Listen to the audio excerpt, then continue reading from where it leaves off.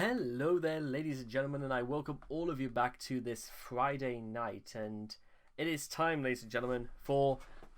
Technically, this is the third article for the comics section of the Quictionary, or the Cwcisms of Chris's comic world. Because the second one is the update, which is so short that I am absolutely... There's no point to doing it. Which is just a reference to the Wikipedia anyway. So, Electric Hedgehog Pokemon. Let's do it. The Electric Hedgehog Pokemon are a group of Pokemon created independently, depending which source you go by Chris outside the canon of its parent franchises. Typical Sonichews and Rosechews. They come in yellow or pink with yellow. And Christine made this on 2018 for the 3rd, 2019. She even had a little copyright there. Both were about 3 inches, 5 inches. Well, at least, you know, she...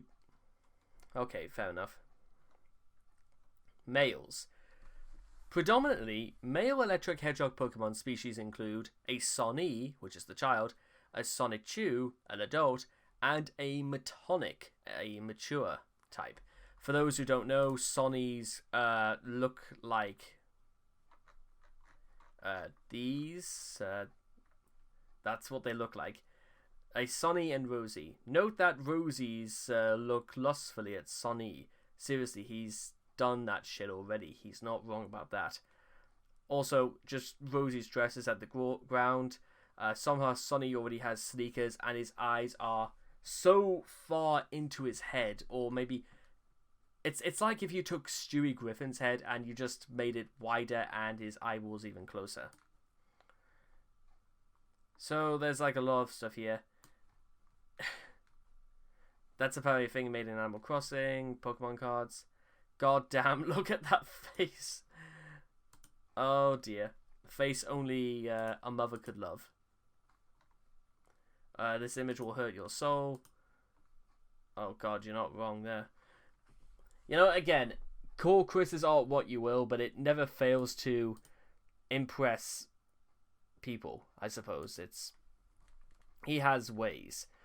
Individual male electric hedgehog Pokemon include Sonichu, Blake, Blazebob, Bobby, Chris-chan, Colossal, Darkbind, IBA Chandler, Jamster, Magi, Michael, Mitch, Punchy, Rentnark, Robbie, Swift, Wesley, Wisp, and Wild.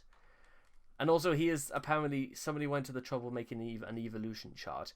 They really shouldn't, but I respect them, I suppose. Okay, this is their record anyway.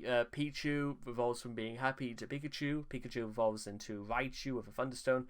Or they can merge with, you know, the Chaos Emeralds. So they start off as a Sonny, which is the baby. But then again, how can it de-evolve into a baby is a good question that will never get answered. With a Leaf Stone, you get Wild Sonichu. If they are happy, they get Sonichu. But how exactly you could call that from how Sonichu was first, you know, conceived is a good question. Trade with a Hard Stone, you get Punchy. Even though that's not technically how they're... This is not even how their origin stories began anyway. They didn't have Moonstones or anything like that. They just evolved on location. A Moonstone gets Magichan. Trade with the Blue Flute, you get Jamster. Trade with the Claw Fossil, you get Darkbind. A Firestone, you get Blazebob. And you just need to make them miserable and they will evolve into Black Sonichu. What happened to, you know, the Cherry Cola thing? Does that not exist in this chronology of... If Darwin was watching this right now, he'd probably take his own life with the amount of bullshit. And also apparently Silver Black Chew, Duststone at level 100. Though how exactly you could determine when a Sonichu evolves or what level they are, that's a good question to ask. Metonic, trade with a Metal Coat, Ultra Sonichu, Shiny Stone at 100 level. Okay, that's just... I don't even think that's even how it happens in the comics anyway, but whatever. This is somebody's logic, I suppose. A combination of something by Chris, I suppose. Also, you get Rosie, same here, and you also get Zelina, Zapina, Sylvia, Sylvana, Sandy, Normal Rosechew, Lolicia, Louisa, Chloe, Bubbles, and Angelica. Happy with Sootbell, Waterstone, Moonstone, trade with Blue Flute. Happy with Soft Sand. Not happy with Quick Powder. What's turning in? Isn't that like cannabis or something like that? Happy with Silver Powder. Happy with Light Ball. Incredible Lioness. Not happy at level 100. And Vamprosa. Happy at midnight. I love the fact that a Rosechew can just evolve from not being happy. Doesn't seem a fair swap, does it? Also, we've seen most of these before. Pepsi Man, Sonichu. I think this is meant to be Blake. Don't know. That's Boris. That's I don't know which one this is meant to be. I don't really know. That's Chris Chan Sonichu. I think that's meant to be Blaze Bar because of the red eyes. Rosie. That's Christian Western. Well, no, technically they're like free. I'm not bothering to look at that again. There's no point.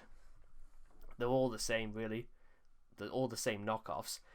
Predominantly female electric hedgehog Pokemon include Rosie, Child, Rosechew, Adult, and Vamprosa / the Incredible Lioness at mature. Individuals include, well, basically all the ones we covered before. Crystalina, Samara, and Sylvana Rosechew. Intersex, born as a Rosie. I thought Rosechew was the one that was, but never mind. Sexual dimorphism. Until Sonichu issue 11, the sexual dimorphism in electric hedgehog Pokemon was consistent, with fans presuming that gender was the sole difference between the Sonichu and Rosechew evolutionary lines, with the exception of Sylvana Rosechew. All electric hedgehog Pokemon fit neatly into these binary categories. However, after Chris's change in gender identity, both Robbie Sonichu and Chris Chan Sonichu have also been rewritten, so to speak, as male to female transsexuals. Yet both are still considered Sonichus. Given how much Chris asserts that he is a true and honest woman, it is strange that he does not change the names of his fictional characters to account for the change in gender. Unless Chris means to depict Sonichus and Rosechews as two distinct but infertile species, whose members simply happen to be born with the same gender. I was about to say, so therefore there'll have to be plenty more than just one Sonichu like this.